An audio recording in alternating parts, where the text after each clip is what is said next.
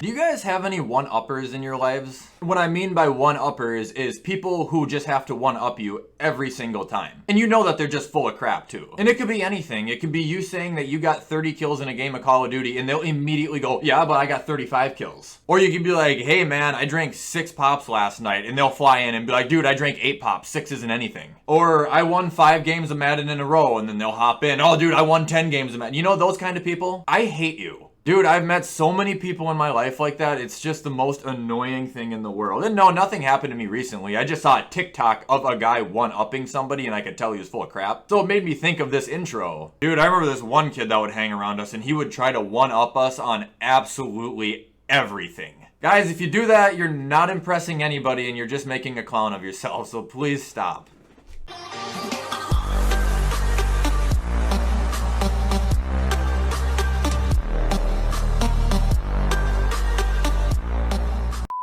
Alright, what is up guys, and welcome back to another video. Today's video we're going to be re-ranking the tight ends because it's the last thing I have to do as far as ranking goes. Well, that I'm choosing to do, I should say. And the football season starts in like 3 or 4 weeks, so I got to get it done now. Hopefully I can get this video done in a good pace because I got to work on another video today since I'm going to Texas next week. So, if you guys want to head over to gfuel.com, use code WyattzWorld, you can save yourself a discount on any G Fuel products. Aside from that, let's hop into the video.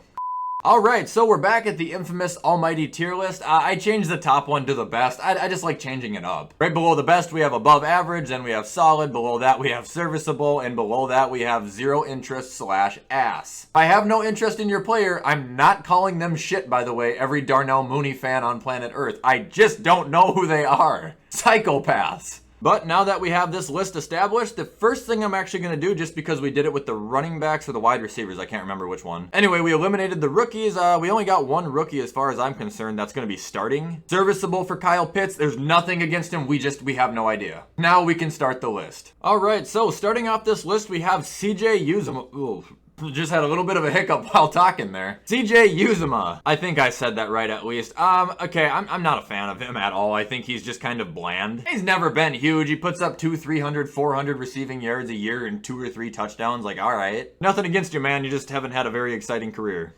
All right, up next we've got, I think that's Comet. He was a second-round pick, and he did nothing last year. 200 yards, 2 touchdowns. I'm not blaming him. Look at his quarterbacks. Look at his team. But, like, I'm going to put him in serviceable. He did nothing. And I think he honestly could have an increased role this year, considering that their weapons in Chicago are not that great. I love Allen Robinson. You guys know it. But Mooney, I don't know. Comet, unproven. I don't even know who else you have to catch the ball there. All right, up next we got Logan Thomas. Oh, boy. He's a hard one because every fan, especially Washington fans, think that this guy's the second coming of Christ. But little do they know he's only had one really good year as a tight end, and that was last year. I know I talked about this in a previous video. This guy was a fucking quarterback when he got drafted. He did do great though. He was excellent last year. I just don't know if it's fair to put him up here after 1 year. But honestly, I've done a lot dumber shit in my life, so I'm gonna go ahead and put him in above average. I was impressed with him. I think that he is gonna continue to be really good. He'll be productive this year in his own role, and I'm expecting him to be a red zone threat heavily. Up next we got, oh my god, why are some of these pictures so terrible? Is that Jared Cook? Jared Cook has been a mattress. He's been a reliable, big target to have on any team he went to, and he just went to the Chargers where he's going to have Herbert. He's going to have a lot of action, I would think. Pretty much taking over the Hunter Henry role. The only thing about Jared Cook is his age, man. He's 34. Honestly, fuck it though, man. He's getting 7 touchdowns a year still. I'll give him above average. He's good. He's just old and he worries me, but he is one of the most reliable tight ends in the league. I've seen that on the Saints for years now, and I've seen it much prior to that. He's the one in Green Bay when they came back and beat the Cowboys like in 2016 or 17. Jared Cook with that crazy sideline catch.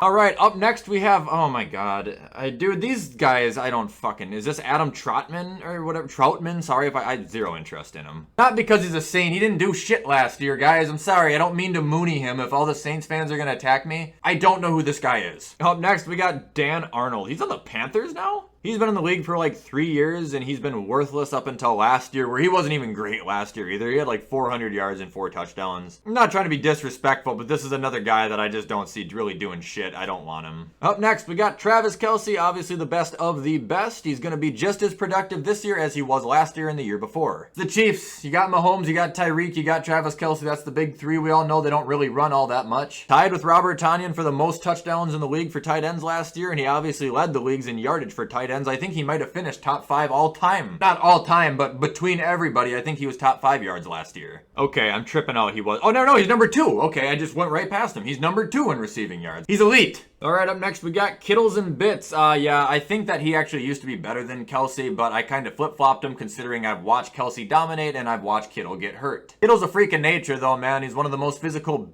best blocking and receiving tight ends you're gonna get in the league. He's just a big fucking dude, but he's very fast and he's very athletic. Really hope he can stay healthy. He's like my favorite thing about the 49ers, on God. All right, up next we got, is that Jonnu Smith? Our first solid.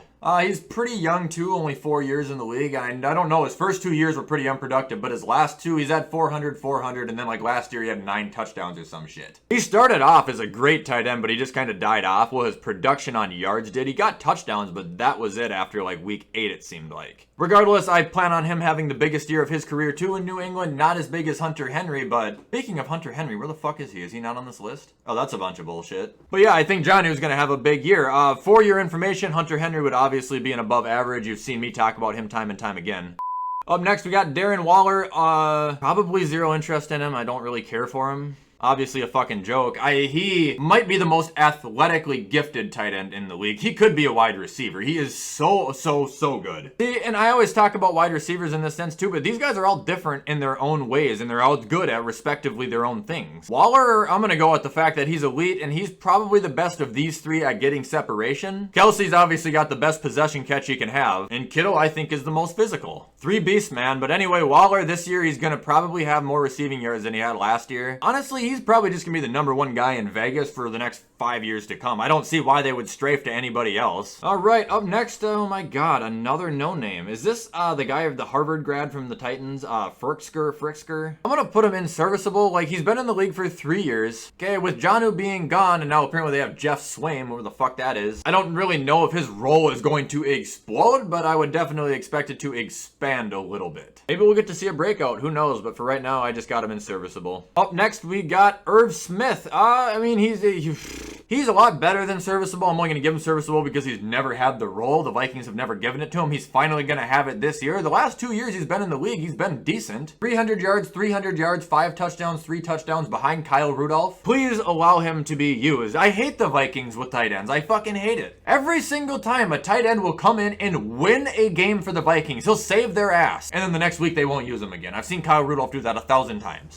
All right, up next, we've got Jack Doyle. Dude, he's solid. I don't care what anybody says. He's not the most exciting person on planet Earth, the most exciting player to watch. 400, 500, 600 yards, a handful of touchdowns every year from a tight end. What more could you want? Unfortunately, my biggest memory of Jack Doyle is him getting his brain scrambled by Vontaze Burfict, but pay my respects where it's due. All right, up next, we got Noah Fant. I got a little bit of a soft spot today because he's above average, man. He has an ass quarterback. Been in the league for 2 years, and he's been great both years. He's done everything he can with Drew Lock throwing him the football. Give him a goddamn break. People took a huge shit on him because he was a first-round pick and he didn't blow up his first year, and that's unfair. And last year, he even got better as their team was worse. Up next, we got Gronk. I'll still give it to him in the above-average category. We saw him play last year. I'm not certain what his role is going to be, especially with OJ and Cameron Brate playing, which I'm not even going to try and rate either of those two fucks, but Gronk is still great at catching. He's still strong. He's still getting separation. Shit, he was fantastic last year when he stepped up after OJ Howard got hurt. I just don't think he's going to really be that Gronk again unless they need him to be. All right, up next we got Blake Jarwin. I like him, and I like Schultz too. I think that, I don't know why. Like, I hate Dallas, but I like their tight ends. Sucks because he missed basically all of last year. So I'm going to give him serviceable just on the fact that, well, he's had 300 yards in 12 yards. That's not solid numbers. If you physically watch him play and he doesn't get hurt, he's actually good. He's got great hands on him, and he can take a hit too. I really don't know who I would think is better between Schultz and Jarwin, like, at all. But every time I seem to watch them, both of them look good to me. Up next, we've got Higbee. I just talked about him yesterday on my Twitch because I was using the Rams. Definitely solid. He's very, very, very underrated, but that's because he's been extremely underused. I have a weird feeling Matt Stafford is going to elevate him. Higbee as a player, though, I like him, man. He's a big boy. Another 6'6", strong, physical, just a fucking mutant. All right, up next we got Austin Hooper. Kind of just talked about him in a this or that video. I'm going to give him solid as well. Like I said, I had a huge hope for him going to Cleveland, but it just didn't happen. Not saying that it won't happen, but him going from Atlanta down to Cleveland, his numbers, I'm saying. Not the teams. The teams is complete opposite, but his numbers is solid. All right, up next we've got Robert Tanyan. I'm actually going to make an adjustment this time. I think someone deserves it more than him because of the fact that Rodgers is back, Adams is back, Randall Cobb came back. I don't think Aaron Rodgers is going to be looking for Tanyan a whole lot, especially now that they went out and got Randall Cobb. He just got himself another weapon to throw more downfield to. Love Robert Tanyan. He is great. I think top 5 talented. Abso-fucking-lutely. He tied with Travis Kelsey last year for the most touchdowns in the league. But his production after Davante Adams came back, it did seize. I don't know what to think, man. I love Robert Tanyan. I hope I'm wrong on this, but a little bit worried about his role. Up next, we got Dawson Knox. Ooh, man, they've been trying to develop him. He's only been in the league for a couple years too, but not huge numbers. I'm gonna say serviceable just because he's had some ugly ass drops too. If they can get him consistently involved in the game plan and his hands are consistent, he has a lot of potential. Now he's not the tallest tight end, he's only 6'4", but he is quick and he is so goddamn hard to tackle. Ask any Bengal fans out there about that. It only took 4 Tigers to get the man on the ground. Yep, next we got Mark Andrews. Yeah, he's still a top 5 to me. He's one of Lamar's biggest offensive weapons. He's been one of the biggest targets. Then like I said, he plays such a big role in that offense in specific games apparently. 700-800 yards, 7 to 10 touchdowns. He's productive, he's open, he's always there. If Lamar doesn't want to take a deep shot, there's going to be one guy he's going to want to throw the ball to, and that is good old Reliable. All right, up next we've got, is that Max Williams? Oh my god.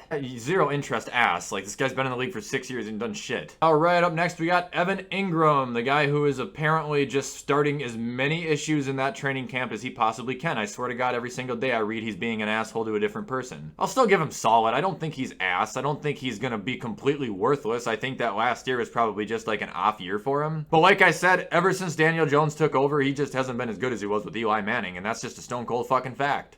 Up next, we got Gesicki, my guy, Big Mike. I think he's above average. I think he's going to continue to do good. If you look at his stats, he's going up, up, up, and up. Big boy, fast boy, strong boy, catches a lot of balls boy. Really quick, though, I do think he could have an expanded role this year. Vontae Parker, not solidified as good. Jalen Waddle, a rookie. Preston Williams, nothing great. They have Will Fuller, but other than him, I don't think they have an established guy, meaning I think Gesicki, he could see a lot of action. Hopefully he does, because I think that he is extremely good. All right, up next, TJ Hawkinson, the guy I think who is going to take over this year as the number 5, just because, well, he's going to have a much larger role in the Detroit offense than Tanyan will in Green Bay. One of the two, he is the best weapon Jared Goff has because DeAndre Swift is a running back. So Goff is going to not have a lot of options to throw the ball to aside from him. Unless he does trust, Terrell Williams, Brashad Perriman, and fucking Zerfus. I think he's going to have a 1,000+ yard season easily. I don't know. I could be crazy for thinking that, but who else are they going to throw the ball to? And he is good, so give him the ball. Up next, we got CJ Herndon. He ain't bad either. He's serviceable. He missed a year, and then last year he got hurt after he was going up. You know what?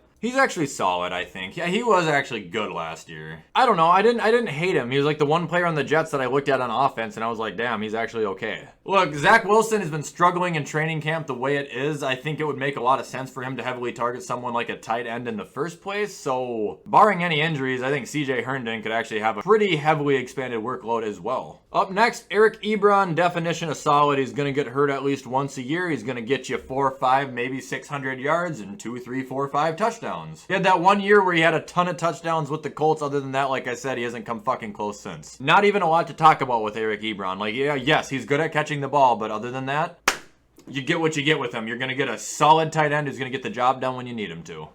81 on the Seahawks. Who the fuck is this? Gerald Everett. Is it Gerald Everett? Is he 81? It is Gerald Everett. Jesus Christ, when did he go there? I don't know about any of this stuff. Anyway, Gerald Everett's actually not bad either. He's been on the Rams for a couple years now, but he's always been just kind of putting up, pretty much Higbee numbers, to be honest. I'm going to put him in solid right alongside Higbee. Not the best, not the worst, but he's on the Rams, and he has Goff throwing him the ball, and he has Higbee, who is taking targets away from him. Like, there's only so much you can do. But in the 4 years that he's played, I'm pretty sure he's been pretty consistent for the most part, and I wouldn't feel right putting him in serviceable. He'll get you the job done when you need him him to, and that, my friend, is solid. Up next, we got Dallas Goddard.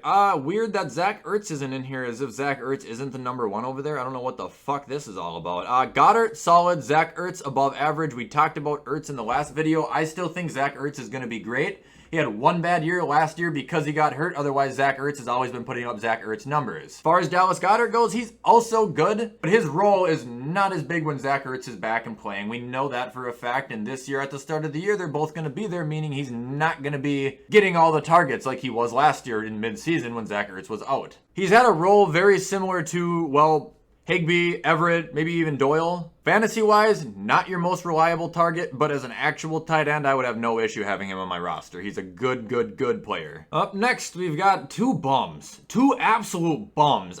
This is a Jag. Is this O'Shaughnessy? Fuck. Yeah, I don't fucking want him either. He played on the Chiefs, if I remember correctly, many years ago, like 5 years ago. He didn't do shit either, but he has never been anything, and he's probably never gonna be anything. If you guys want me to rate Tim Tebow, same spot as him. I don't care how he's looked in practice. I don't care what the shape he is. I don't want Tim Tebow near my team. And last but not least, boy, we're ending with a strong one here. Jordan Aikens. Oh my God. Okay, so I just created a whole new place for him. It's called Half-Ass because he's like in between ass and not interested, but he's also kind of serviceable. But yeah, he has 1 big play a year. Other than that, he sits on the sideline, and I'm pretty sure he just doesn't even touch the fucking field to begin with. I don't know, he'll get you 2, 3, maybe 400 receiving yards a season. I have a hard time believing he is going to get you anywhere more than 1 or 2 touchdowns. Like, I don't know, man. You're half-ass. Alright guys, and there you have it. That is my NFL tight end tier list for the official 2021-2022 NFL season. I hope you guys liked that video. I hope not too many of you guys are angry with me. I know there's going to be a bunch of people who are, but who cares? I've kind of learned to just not care, I'm going to be honest. If you don't like me for where I put players, there's a good chance I wouldn't want to be your friend in real life anyway, so. For those who do like the video though, if you guys want to leave a comment, like, subscribe, turn the bell on, I try to post every single day. I saw that my predicting stats for the quarterbacks got like 3,000 likes, so I will be doing the second half. I'm gonna probably say next week, but it could be tomorrow, I'm not sure. Keep an eye out for it. Other than all that stuff, guys, you know the drill. I'm gonna hop off and edit this so you guys can watch it on time. I hope you all have a fantastic rest of your day, and as always, I will see you in the next video.